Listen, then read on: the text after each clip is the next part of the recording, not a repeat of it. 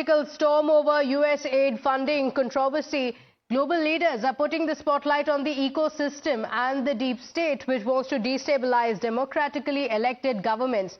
US President Donald Trump, for a fourth time, has now repeated his charge that millions were earmarked for India to help with the elections. And now Italy's Giorgia Meloni has also made a reference to Prime Minister Modi while taking on the left ecosystem. Listen in. When Bill Clinton and Tony Blair created the global leftist liberal network in the 90s, they were called statesmen.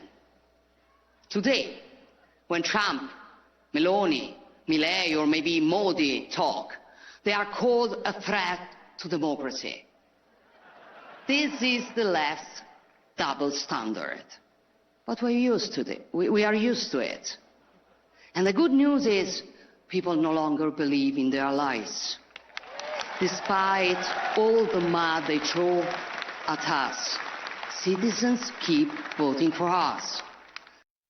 Process in Moldova, $29 million goes to strengthen the political landscape and help them out so that they can vote for a radical left communist in Bangladesh. You had to see who they supported. You wouldn't believe, yeah, you would believe it. Nobody in this room would be in that group. $20 million for fiscal federalism and $19 million for biodiversity in Nepal. $47 million for improving learning outcomes in Asia. $18 million for helping India with its elections. Why the hell? Why don't we just go to all paper ballots? Let them help us with their elections, right? Voter ID. Wouldn't that be nice? We're giving money to India for elections. They don't need money. They take advantage of us pretty good. One of the highest tariff nations in the world. We try and sell something, they have a 200% tariff, and then we're giving them a lot of money to help them with their election. With that, let's get you breaking updates coming in. The External Affairs Minister S. Jaishankar has said that the information put out by the Trump administration is concerning and that the government is looking into it.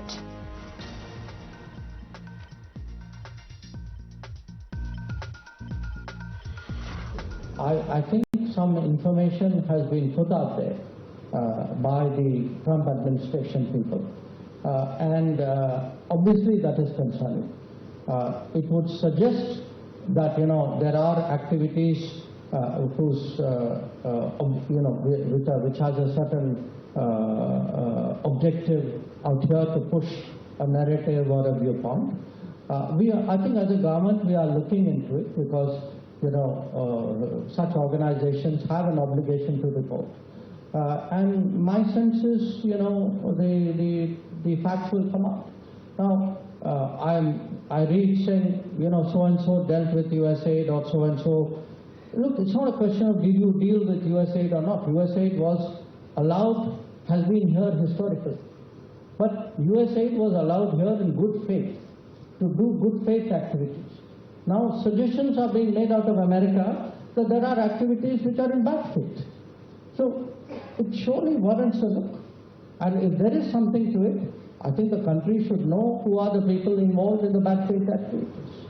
My colleague Pragya is joining us on the broadcast with the details. Pragya, amid the global storm over what has been revealed by the Department of Government Efficiency in the United States, in India, there's a political storm brewing over the same. But in the latest, the Italian Prime Minister also speaking up about the same. Jaishankar also mentioning that it is extremely concerning.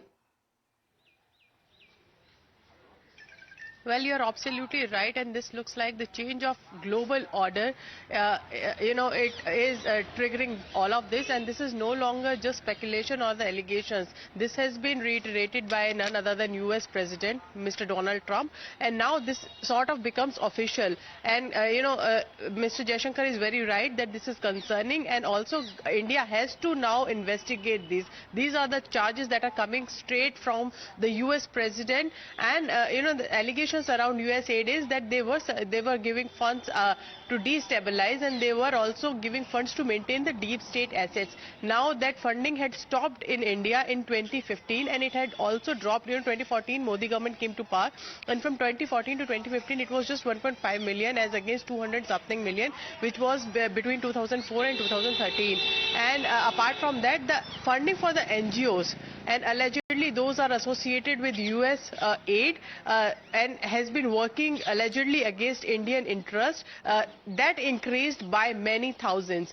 So obviously an allegation that there was an attempt of political interference in the electoral system, and this is unacceptable to any democracy. And latest in this particular controversy came the comment from none other than Vice President of India, Mr. Jagdeep Dhankhar, who said this is very concerning and you should follow Chanakya Niti, go to the root cause and identify people who are behind this. So from each and every quarter, and from the constitutional post to those in the government, everyone is speaking about investigation, and I'm sure that the government already has proof, they already has a list, and they're working on it to have more evidence, and they are also seeking evidence from the US government after the president has come out. We have very cordial relation with the US, and there's no problem in getting evidence at all. The whole deep state network, how it works, how it destabilizes any government, and the allegation on this particular US aid funding is that they were trying to politically interfere in the elections, and they used to work for one party and destabilize and ensure that the other party does not come to power. This is the basic allegation that BJP is leveling.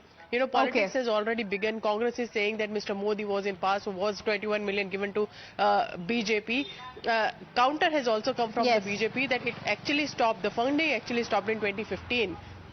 Year when Modi government came to power. In fact, Pragya, it's not for the first time that Trump is making these charges. Earlier as well, he had echoed a similar charge on USAID funding. Let's listen in. What do we need to spend $21 million for voter turnout in India? Wow, $21 million.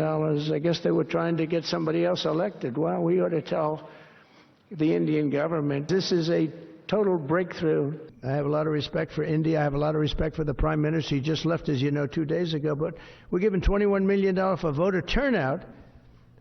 It's voter turnout.